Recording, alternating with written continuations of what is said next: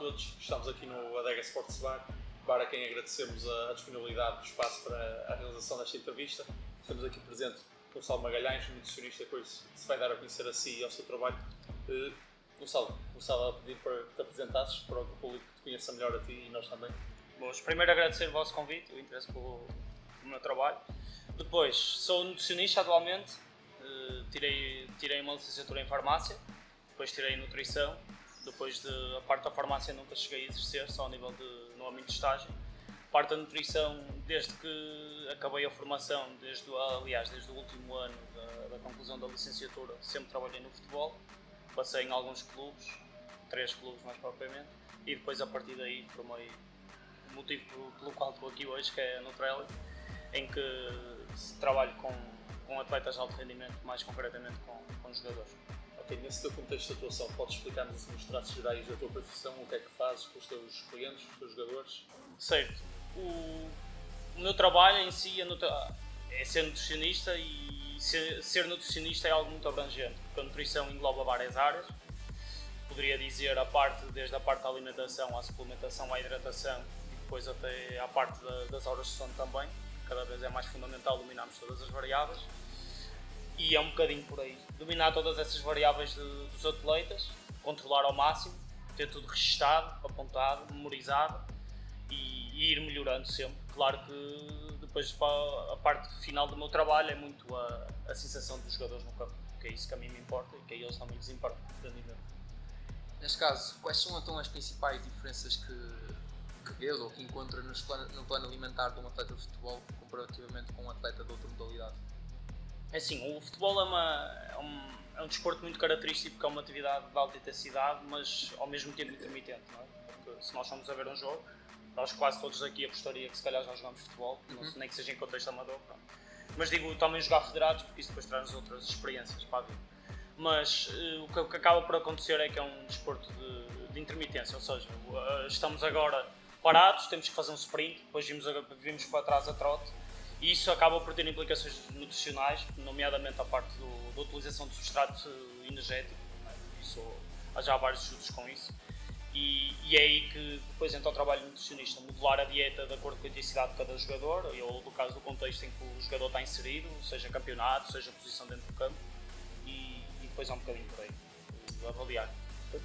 E agora tocaste num assunto que nós também gostávamos aqui de aprofundar mais um bocadinho, que é, dentro do mundo do futebol profissional, nós temos vários jogadores em mesmo dentro do nível profissional, diferentes níveis, diferentes competições, e se há alguma alteração no plano nutricional de um atleta, por exemplo, vamos supor que joga só a Primeira Liga, ou tens outro que também joga a Liga dos Campeões, está aí uma diferença tendo em conta o nível da competição? Certo, é uma boa questão, porque primeiro há uma questão logo aqui, que a maioria dos campeonatos, esses que referiste, tirando a nossa liga, jogam muitas vezes 3 em 3 dias. Portanto, logo aí o desgaste energético vai ser maior, o ajuste energético também terá que ser maior por norma. Depois a parte da suplementação também há aí certos aspectos que podemos periodizar, por assim dizer.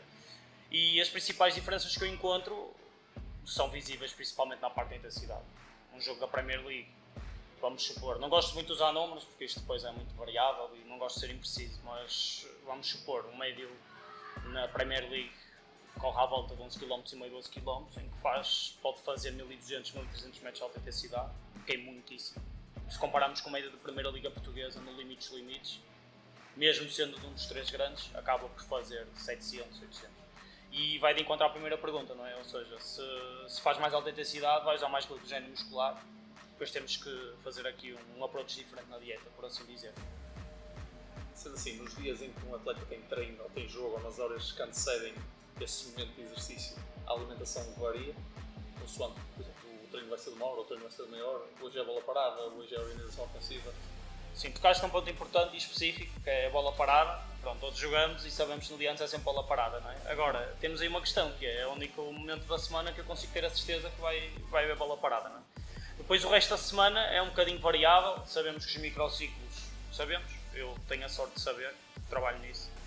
Sendo no Liverpool, sendo no Atlético de Madrid, no Barcelona ou no Tondela, acaba por ser um microciclo um bocadinho idêntico, ou seja, o microciclo normalmente são 5 dias, depois temos o 6º dia que provavelmente é o jogo, e depois aí acaba sempre por metermos 2 dias de treino mais intenso e 2 dias de treino mais moderado, e temos depois ali o dia antes do jogo, que é mais aquela descompressão. Depois podemos ir ainda se calhar ao detalhe de haver certos clubes em França que 48 horas antes não treinam, podemos ir àqueles clubes que dão folga no dia antes, que acaba por acontecer um bocadinho, salvo na Hungria, acaba por acontecer um bocadinho isso.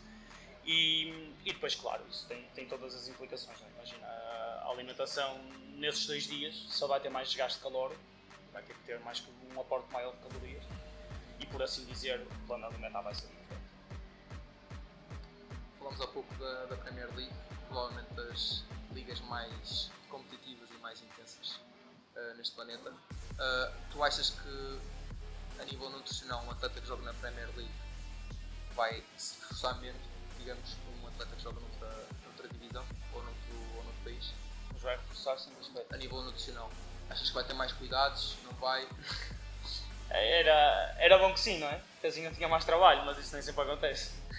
Ou seja, o que é que acaba por acontecer muitas vezes? Que é, o atleta sai daqui de um contexto de Portugal, que atenção que nós, por acaso, temos muita tendência de subvalorizar, mas o nosso nível já é muito alto, muito alto comparativamente com as ligas top 5, não é muito alto, mas é elevado, aproxima-se a 70-80%, que é muito bom. Mas se compararmos com o resto da Europa, estamos acima de uma Polónia, de uma Hungria, de uma Eslovénia, onde eu tenho também trabalho com logo a seguir ao top 5. Sim, em princípio sim. Se calhar ali estamos ali no patamar de Holanda. Ok. Patamar intermédio da Europa. Sim, que acabam os atletas estarem um bocadinho mais preparados. Aquilo que eu acabo por reparar é que a nível de preparação, tanto física como mental, acaba por ser um bocadinho diferente. Porque as exigências físicas são diferentes, não é? Claro. Os treinos mais intensos serão, porque quando treinas com atletas melhor fisicamente, vai exigir mais de ti fisicamente, não é? E quanto mais dinheiro há à volta dos contratos que pagam, apanhas melhores jogadores. E isto os melhores é técnica e fisicamente, e mentalmente também, tendo aqui a parte mental. O clima também pode influenciar. Sim, também acaba por influenciar muito. Imagina, para tu teres noção, o conceito de caloria é a energia que o corpo gasta a aquecer-se a elevar a sua temperatura a 1 grau. Se estamos a jogar com menos 2, é diferente de jogar com 18 graus a temperatura ambiente. Pronto. Portanto, em Inglaterra apanhamos muito essas temperaturas. Tem um aporte energético, vais ter que gastar mais energia. Sim, e por si só o plano alimentar vai ter que ser diferente. reforçado. Então, que acho que era essa Sim, era assim a nossa questão. E agora, aprofundando um bocadinho mais a parte nutricional, acho que quase só a gente conhece a roda dos alimentos, não é? Vamos entrar um bocadinho naquilo que é a importância dos hidratos de carbono na alimentação de um atleta. Ok. Aqui há uns tempos, eu lembro que ainda andava na faculdade, se calhar vocês ainda estavam para entrar, e lembro perfeitamente de demonizarem muitos hidratos de carbono, porque são células que favorecem energeticamente células protetoras do cancro e tudo mais. Só que há uma questão, que é, quando nós dizemos que os jogadores são especiais, não são jogadores, são todos os atletas de alto rendimento são especiais. Claro que os jogadores têm outra popularidade, e por isso mesmo é que o futebol é o desporto que todos nós consumimos. Mas o que acaba por acontecer é que os hidratos de carbono são, quando falamos de média, mas principalmente alta intensidade, movimentos de alta intensidade, os hidratos de carbono são uma fonte predileta do uso do músculo. Ou isto para ser um bocadinho mais específico, que eu acho que é esse o objetivo que também estou aqui, que a questão é o nosso músculo para realizar movimentos de alta intensidade, só conseguimos ir buscar o glicogênio muscular. E o glicogênio muscular é a última forma que temos a nível metabólico dos hidratos de carbono. Portanto, não havendo hidratos de carbono no músculo, muito mais difícil obter movimentos de alta intensidade. No fundo, não há energia muscular. Há energia muscular porque o nosso corpo é um sistema dinâmico, não estamos só a gastar hidratos de carbono, ou só gordura, ou só proteínas, mas acaba por haver uma...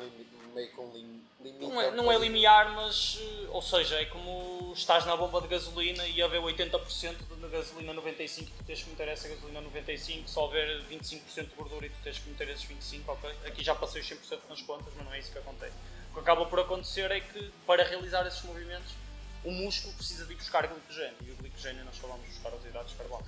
Há alguma janela que digas, olha, vamos supor, olha, se o jogo é às 5 da tarde ou às 7 da tarde, até a partir de X horas tens de começar a comer hidratos de carbono ou não podes comer, não sei, sim, 12 horas antes, opa, não sei, estou a perguntar. O que a ciência descreve é que eventos, pelo menos um último estudo feito pela Associação de Dietistas do Canadá, é que eventos superiores a 45 minutos nós precisamos de priorizar a ingestão de hidratos de carbono num intervalo entre 18 e 24 horas. Se tiverem mais que 90 minutos, até podemos ir às 36 horas antes. Agora, depois isto aqui, para vos dar a resposta certa, vai depender muito de caso para caso. Então vamos pôr no dia anterior, é importante haver aí um aporte de hidratos. Depois aqui vai depender muito Do da atleta. posição do jogador, do atleta. Mas mesmo a nível geral, se for uma pessoa que também gosta de praticar desporto, se calhar... Depende do tipo de desporto que pratica. Porque aqui entra Ok. muito a duração do evento. Imagina, se Pois nós foi o que o estava a dizer agora, que é exatamente. que acontece? Por exemplo, provas de 100 metros. Será assim tão importante eu aumentar? Não, tem que ser Imagina, um possível. movimento quase anaeróbio, ok? Ou seja, não há o uso de glicogênio muscular, mas ali se calhar o que importa mais até impedir o lactato. Ok? Pronto, e isso depois temos outras estratégias aí. Ok, interessante. Pronto, mas isso aqui vai depender sempre um bocadinho da duração do evento, ou seja, se calhar se for superior a 1 hora ou 45 vá, podemos fazer ali uma estratégia que se calhar não vai às 24, vai às 12 ou 8 horas antes também, porque depois aqui nos horários temos que meter, que os atletas também dormem, não é? Não é? Pronto, temos que também treinam nesse dia mesmo do jogo e tudo, temos que ter sempre isso tudo em conta, mas aqui a questão depois vai depender muito, isto depois é uma questão muito pessoal, um bocadinho...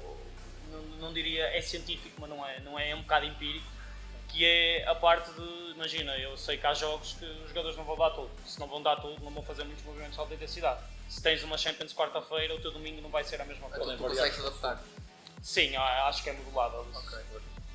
Bem, agora vamos entrar aqui no ramo da hidratação. E eu acho que antes de fazer a minha pergunta eu gostava que tu explicasses lá para casa o que é que implica a hidratação. Porque muitas das vezes as pessoas associam só a hidratação à água e não é só isso nos atletas de alto rendimento, certo? Certo. É uma boa pergunta porque a hidratação, ainda há pouco tempo publiquei isso na minha página. Varia muito a constituição da água de cada organismo, ok? Já temos maneiras de saber isso individualmente. Pode ser numa balança de bioimpedância, pode ser num método DEXA, por exemplo, que em Portugal não há muito, mas lá fora faz muito, principalmente na pré-época, que até, salvo erro, aqui no Porto temos na Faculdade de Desporto. Mas a hidratação depois engloba muita coisa, não é? Porque, imagina, cada corpo é um corpo, não é? Há um atleta que se calhar durante o treino ou durante o jogo perde 2 kg e outro que perde 300 gramas. Pronto, isso depois já há reposições de líquidos totalmente diferentes. E depois na questão da hidratação temos a parte de tudo o que seja nível de sais minerais. Depois isso é uma questão, é muito detalhada porque conseguimos ver isso através das análises sanguíneas. Os jogadores não fazem análise antes e depois do jogo, não é? É lógico. Mas tem que haver aqui, se calhar, o mineral que consumimos mais a cloreto sólido, por assim dizer, sal. Se calhar temos que priorizar um bocadinho uma bebida com maior concentração de sal. Depois vai depender muito, há sinais, por exemplo, vocês costumam ver muito isso no ciclismo, não sei se acompanham, mas há atletas que no final de uma etapa chegam com uma camisola branca, se há muita perda de sal. Pronto, se calhar é isso, diz-nos a quem trabalha com esse atleta que é muito importante essa reposição. Consegues-nos dizer, por exemplo, então, neste caso, vamos falar aqui da água, um número que, olha, um atleta por norma deve consumir 2 litros de água antes, durante ou após? Certo. Ou, desculpa só interromper, o aporte de água se calhar é mais importante reforçar antes, ou durante deve-se beber, não se deve, ou após, percebes? Imagina, se estivermos a falar no caso de futebol, o durante é no intervalo, não é? Pronto, agora tens os cooling breaks quando estamos no verão, mas não é comum, não é? Portanto, Mas a ingestão se calhar também deve ser muita, para não ficarem muito pesados, não sei. depende muito do atleta em questão, porque se tu sabes que tens um atleta que perde 2 kg num jogo, então se calhar para ele beber 2 garrafas destas de meio litro durante o jogo, se calhar nem era muito, porque ele nem se vai sentir pesado. E depois também depende muito de onde é que é o jogo. Se o jogo for em Málaga, por exemplo, onde temos temperaturas agora nesta ordem, ou em Valência, 30 graus a hora de jogo e 95% de umidade. Percebes? Temos que olhar tudo isso, a hidratação é tudo isso. Percebes? Preparar todos os parâmetros. Percebes? Mas o interessante aqui, sim, será sempre na parte do pré, porque é assim, isto aqui interessa muito que o jogador sinta que está preparado para o jogo, ou o atleta, porque não vai ser melhor em campo por estar totalmente hidratado ou por ter a urina mais clara, porque a verdade é mesmo essa. Mas dá ali, a verdade é que quando nós estamos desidratados, estamos muito mais perto de ter lesões, desconforto físico. O risco de lesão é maior. É. A ciência descreve quase 10%. Eu também lembrar, por exemplo, eu acho que nesse caso podemos falar do caso do Hugo, que é um jogador que perde muito peso no jogo. Não conheço o caso dele em concreto, mas acredito. Mas fala-se muito na comunicação social, que é um atleta que perde bastante peso. Acho que não, foi há meio ano, não é? Que eles meteram uma notícia há um ano, Acho que sim. que ele tinha perdido pai 6 kg no jogo. Que é absurdo. O atleta que eu tenho que perde mais, perde à volta de 2,5, 3 por jogo. Depois também depende muito do clima, se calhar Claro. ele como joga lá no Brasil pode influenciar. Sim, influencia. Se bem que por norma, se ele já perde muito, já vai ter por tendência, mesmo jogando aqui no Porto, já tem disposição para perder muito. Só, eu tenho aqui uma questão. Muitas vezes nós vemos em televisão e há muita gente que não percebe o que é ou o porquê.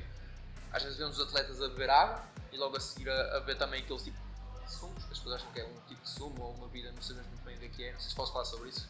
Posso, isso Se há atletas que faz sentido que. Porque nós vemos às vezes às vezes é o fisioterapeuta, outras vezes é o enfermeiro que está lá naquele momento e que dá, e o outro atleta que está ao lado não lhe dá, e queria saber o porquê mais ou menos. O que é que Essa é? bebida é um concentrado de sumo de pickles, que é o que a ciência descreve, que é a única constituição de produto que faz minimizar ou impedir totalmente a queimbra naquele momento.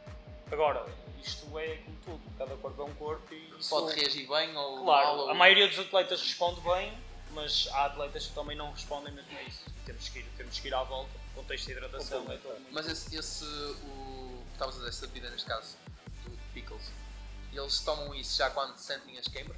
Ou quando já Sim, por tiveram? norma, sim, Ou é no momento antes, quando Não, acham que vão ter? Não, ele por norma, o que se faz no campo, eles tomam quando vêm. E... Sim. Pode haver uma estratégia preventiva assim, mas isso já não é nada muito científico. É mais... Mas então resulta. Resulta, Se com a calhar, maioria dos atletas a sim. maior parte das pessoas que vão ouvir isto não fazia a mínima ideia. Pronto, Eu ainda também bem. não fazia. Estamos sempre a aprender, e eu também. Exatamente. Bem, vamos à próxima questão então. Eu posso agora passar para um tema mais ou menos parecido com ingerir esses tais líquidos, também falar um bocadinho dos géis energéticos, barras energéticas, as bebidas energéticas, o seu efeito. Fala-se muito também que elas têm de facto o efeito energético, mas também há bastantes artigos e assim que mostram efeitos se calhar um bocadinho mais negativos do uso desses alimentos que dizem promover mais energia. Sim, a pergunta é boa porque o problema da nutrição, e eu acho que as áreas sempre ligadas ao desporto acabam por sempre querer-se criar um padrão, quando, ok que a ciência precisa de padrões, que é para nós trabalharmos, mas quando estamos a falar de quanto mais elevado for o desporto a nível de qualidade e intensidade, a individualização toma cada vez mais importância. E nisso imagina, o João ou o Zé Manel, o João pode sentir-se bem com o gel e o Zé Manel já não se sente bem com o gel. E aqui entra a parte da individualidade da nutrição. Primeiro perceber o porquê e depois primeiro eu, como nutricionista, se calhar pensar se vai ser assim tão essencial o consumo daquele gel, que se o atleta se sente mal, para mim não é essencial. Porque há alternativas no mercado, felizmente em 2023 temos muitas alternativas e boas. Agora, se são boas substâncias ou produtos para consumir em dia de jogo, são. Depois depende muito da constituição de cada gel, porque temos géis com rácios de 4 para 1 de hidratos de carbono, temos géis com 2 para 1, temos depois géis com cafeína, sem cafeína, temos géis que já têm sal, têm géis que não têm sal, e depois é adaptar muito a cada um, porque o que vai fazer sentido para um se calhar não vai fazer sentido para o outro.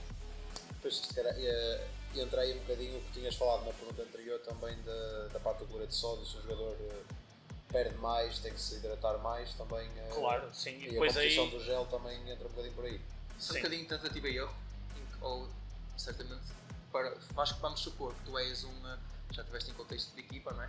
E chega-te um jogador novo, tu costumas fazer esse tipo de trabalho se calhar na pré-época para experimentar, ou vais experimentar? Idealmente sim, não Ou quer dizer que aconteça sempre, mas Exato. idealmente sim. Se calhar hoje também tens atletas que, como já são seguidos e já têm esse tipo de cuidado, conseguem dizer, olha, eu por norma não me sinto bem com isto ou com Claro. aquilo. Sim, isso Há muito acontece isso. muito, sim. E eu, como trabalho na individualidade, tendo a respeitar isso. Ok. Há coisas que eu não sou muito flexível, no caso das bebidas de eletrolíticas não sou muito flexível, porque eu acho muito importante o jogador consumir, mas mesmo se ele disser que não, aí a vontade dele vai prevalecer, porque ele é que joga, e eu dou-lhe a ciência e ele é que joga. E felizmente foi como eu disse há bocado, há muitas alternativas. Mas por norma, se o atleta... Não, porque há aqui uma questão que eu depois não respondi, pegando nisto, que é a parte dos efeitos secundários, que é a constituição dos produtos que nós ingerimos. Por exemplo, eu bebendo água antes do jogo, ou se calhar se beber algo mais gelatinoso, ou até mesmo de consistência do gel, que é tipo uma pasta, vai gerar uma diferente reação em cada um de nós. Exatamente. E o que acaba por acontecer muitas vezes no gel é que ou o próprio sabor ou a própria textura pode não ser do meu agrado, e não sendo do meu agrado, se já não foi do meu agrado, mentalmente já não vai fazer bem. No ponto de vista seguinte, estás com o nervosismo do jogo, se chama nervoso central muito ativo, se houver uma hiperreação ao gel, pode acontecer o facto do jogador ter que ir à casa de banho ali imediatamente. E assim, se isto dá no intervalo, muito bem estamos, não é? Não estamos bem, mas é resolúvel. Se dá durante o jogo, essa é a substituição feita e culpa de quem prescreveu aquilo. Portanto, temos que balancear aqui um bocadinho... Em processo de treino, por exemplo, não também se faz essas tentativas e erros. Claro, logicamente. Ok. Tudo na nutrição tem que ser tentativa e erro. É isso, é como se diz, o corpo humano a individualização e a personalização acaba por ser a chave. Ok. Neste caso, esta vais fazer agora a pergunta? Sim, eu ia perguntar agora, mudando novamente o assunto. Eu não sei se o termo que nós utilizámos nesta questão é mais correto, mas nós queríamos perceber que tipo de análises são feitas para determinar o estado físico ou então, se calhar, o peso ideal de um atleta. As que são feitas hoje devem ser feitas. Acho que devem, as que são, se puderes explicar um pouquinho nas duas. E explicar um bocadinho se calhar também. vou fazer uma correção a quem as faz mal. Isso não, porque eu não tenho moral nem para falar disso, nem eu só falo daquilo que conheço. E aquilo que vejo é que são análises feitas são muito rudimentares. O que por si só acho já acaba por não ser positivo, porque, como disse há bocado, são pessoas especiais. Especiais no sentido de popularidade, não no sentido de popularidade, mas sim no sentido de desgaste. Quando temos muito desgaste, há substâncias que o nosso corpo tem mais carência. E como tal, há várias maneiras de detectar isso, uma delas é pelas análises sanguíneas. Depois temos que olhar a muitos valores das análises, desde um hematócrito completo, ver as partes das reservas de ferro, o próprio ferro, os armazéns de ferro. Temos que ver a parte de vitaminas e minerais se está tudo ok, e depois isso aí vai sempre depender muito da individualidade de cada um, contando sempre também com hereditariedade genética também de cada um. Se um jogador me diz que tem um pai anémico ou que tem uma mãe anémica, se para mim se calhar depois anda a outros níveis, tenho outra preocupação a ver as análises e pedir certos valores do que propriamente umas análises normais que normalmente são feitas. Que é bom hoje em dia que são feitas, que há uns anos quase nem eram feitas. Agora são obrigatórias, sempre medicina desportiva, e o que é ótimo. E eu ia-te questionar se esse tipo de análises são feitas só na pré-época ou se já são feitas também no decorrer da época. São feitas só na pré-época. Só na pré-época. Achas que seria vantajoso começar a fazer mensalmente? Mensalmente não diria, mas se calhar mais vezes ao um mês. período mais regular. Sim, porque depois acabamos ali, por exemplo, o jogador tem uma lesão. Uma coisa é teres uma micro-rotura, outra coisa é teres uma rotura de um tendão daqueles. Os jogadores, quando, não sei se me sabes responder, mas os atletas quando vão, por exemplo, agora a contexto de seleções, chegam lá, também fazem tipo de análises? Ou não? Só mais a parte, se calhar, exames físicos? Também não? E eles recebem que estão do departamento clínico do Sim, clube? por norma o que é obrigatório no futebol atualmente, seja em Portugal, seja em Espanha e em Inglaterra, é estar apto a nível do ser medicina desportiva. Em Portugal chama-se medicina desportiva. Se formos ao UK tem outro nome, se formos à Espanha tem outro nome, mas os jogadores têm que estar aptos nesses tipos de exames clínicos, por assim dizer, que fazem uma vez durante a época, estando aprovados nesse momento, estão aptos para a prática do desporto. Agora, relativamente a vocês nutricionistas, nós por acaso tivemos a sorte de ter uma pessoa que trabalhou em Inglaterra que nos disse que normalmente a área dele era a fisioterapia e que havia muitos cursos com regularidade que eram feitos pela própria Federação Inglesa.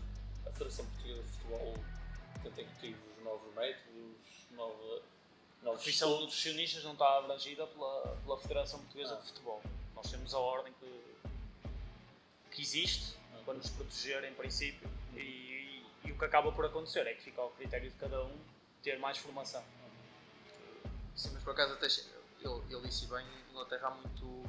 É quase como se fosse um congresso, vamos supor, em que há partilha de conhecimento e por exemplo, lá, é que o exemplo que ele tinha falado é que, porque, por exemplo, é um bocadinho diferente do que vamos falar agora, mas lá fala-se muito, por exemplo, a equipa médica, que é uma equipa multidisciplinar, tem ações de formação, tem simulacros, por exemplo, se acontecer um acidente assim mais grave, um atleta tipo ao lado e tem que se fazer um protocolo de reanimação, muito por aí.